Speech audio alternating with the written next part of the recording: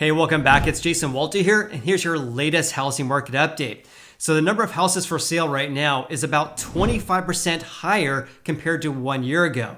This is according to a new report from Realtor.com that I want to share with you guys today. And here's the actual report here. And this is for the week ending June 25th of this year. And this, of course, was published a couple of days ago, June 30th to be exact. And this is from Danielle Hale, who's a chief economist at Realtor.com. She says here, weaker home buying demand in the face of record high home prices, combined with a growing number of sellers, means more for sale houses on the market. So what we're seeing right now is that home buying demand is decreasing, and that's basically causing housing supply to increase, giving more options for home buyers out there.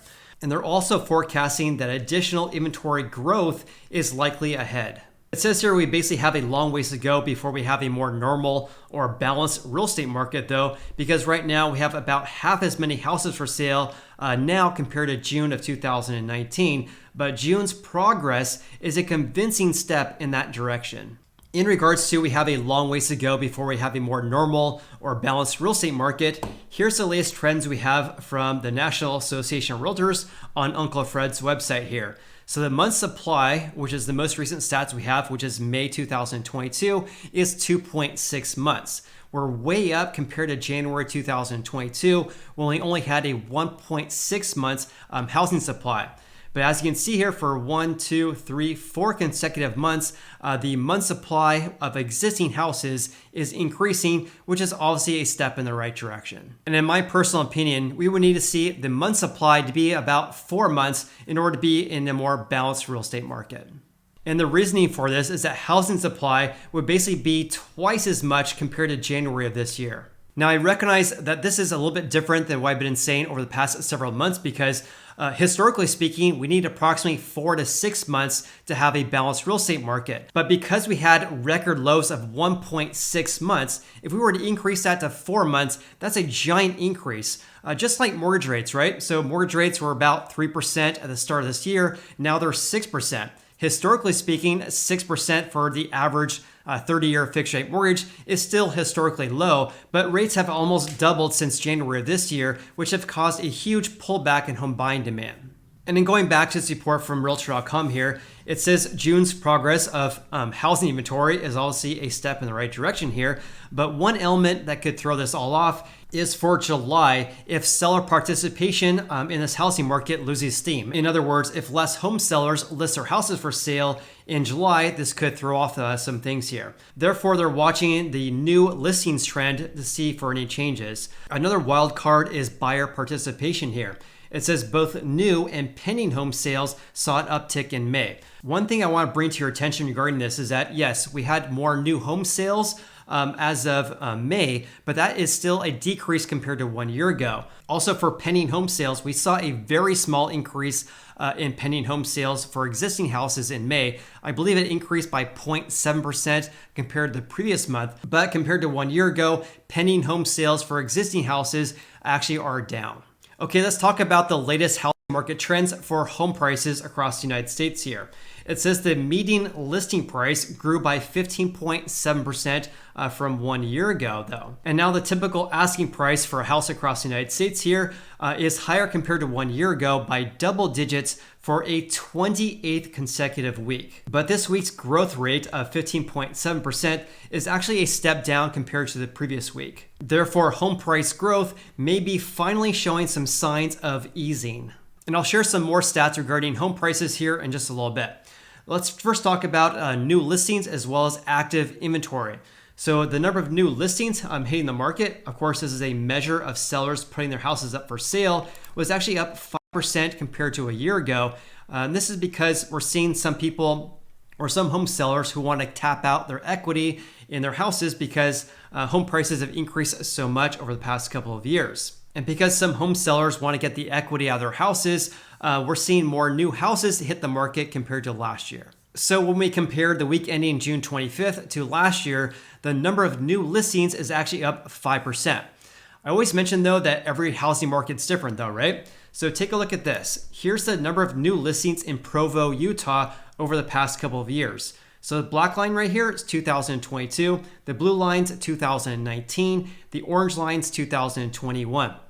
Look at this trajectory ever since basically April of this year, where the number of new listings has been increasing greatly basically every single week, except for the most recent week here. But the number of new listings in Provo, Utah is up 77.5% compared to this time in 2021. And obviously they're far higher compared to 2019 as well. So they've basically been increasing greatly over the past couple of months here.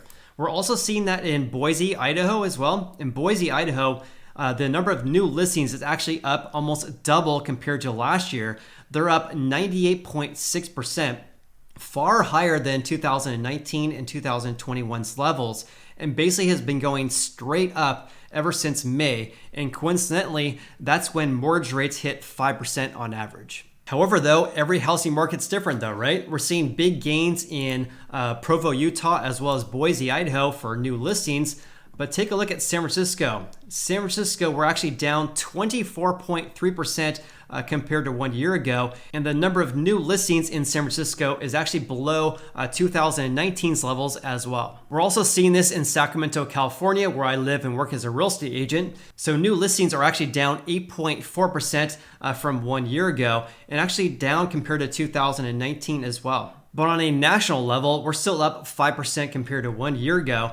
And they also seen here that more houses came up for sale this year. In other words, we had more new listings come up for sale compared to 1 year ago in 12 out of the last 13 weeks. Additionally, housing supply or active inventory has continued to grow, rising 25% from 1 year ago. This is a giant turnaround in our housing market here because as of the beginning of May, the total number of houses for sale or active inventory was basically flat compared to 1 year ago. So right now we're at 25% compared to at this time 1 year ago, but inventory was roughly even with last year's levels at the beginning of May. So I actually did some digging for you guys and found this housing market update from 2 months ago, basically. This is for the week ending May 7th. Have a look at this because active inventory was basically flat for the week ending May 7th of this year. And for the week ending April 30th of this year, we were actually down 3%, also down 6% from the previous week for the week ending April 23rd. But fast forward to this year, active listings are actually up 25% right now, far higher than the 0% we saw at the beginning of May of this year. This is obviously a huge step in the right direction because basically every single week, active listings or housing supply has basically been increasing. This is obviously a step in the right direction because active listings across the United States has been increasing greatly. However, though, as I mentioned here, active listings are about half compared to June of 2019. But today's shoppers have more options, but the market obviously needs more new listings in the market. But this huge increase of active listings, up 25% from the same week 1 year ago, is definitely obviously a step in the right direction. And this is a clear sign to me that home buying demand is decreasing greatly because we're not seeing this giant increase of new listings. So basically only increasing in the range of 3 to 6% over the past 3 weeks. And going back to basically 2 months ago, we basically had the same gains from 1 year ago, increasing about 3 to 4%. So in my personal opinion, because we're not seeing this big increase of new listings, but we are seeing a big increase of active listings, this is telling me that we're seeing an increase of housing supply really from a lack of home buying demand because new listings are not increasing at the same rate of active listings. And we actually can see this trend on Redfin's website here. So the number of new listings compared to 1 year ago. And by the way, Redfin has a little bit different way of tracking housing market stats compared to Realtor.com. So Realtor.com shares housing market trends from 1 week compared to 1 week of 1 year ago. But Redfin uses basically a 4-week rolling average for their housing market trends here. So a little bit different in the stats here, but the trends are basically the same. So new listings are basically flat compared to 2019 and also compared to 2021 because we're only down 2.2% compared to 2021. That's new listings across all Redfin metros. But look at active listings. Active listings are actually increasing greatly.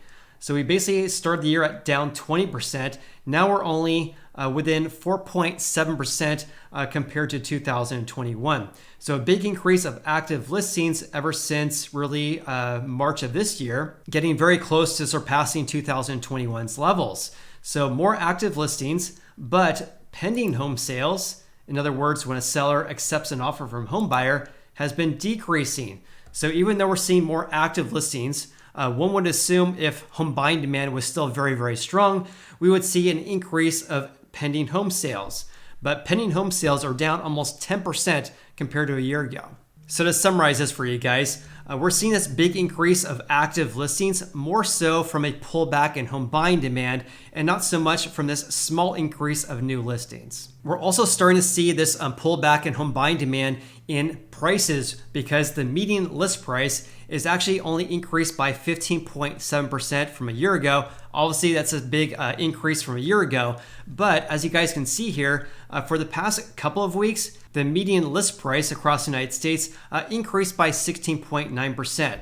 So right now we're at 15.7% from 1 year ago, and that's a slight decrease from the past couple of weeks. And meanwhile, houses on average are still selling very quickly. According to Realtor.com, they say houses spent 3 days less on the market than this time last year. And days on the market is a time period when a home seller lists their house for sale until when they ultimately accept an offer from a home buyer. That's days on the market. And they say here that houses spent less time on the market now compared to 1 year ago, but they sat for slightly longer than in May, a nod to seasonality and cooling home buying demand. This is also the first time in 3 months that we did not see another new record low for days on the market. And more houses for sale will eventually bring more balance to this housing market, cooling the ultra fast pace of home sales we've seen over the last few years. So please leave me a comment below what you're seeing in your neck of the woods. Also, if you guys got any value out of today's video whatsoever, then please hit the like button. I greatly appreciate that. Hope you guys have an awesome day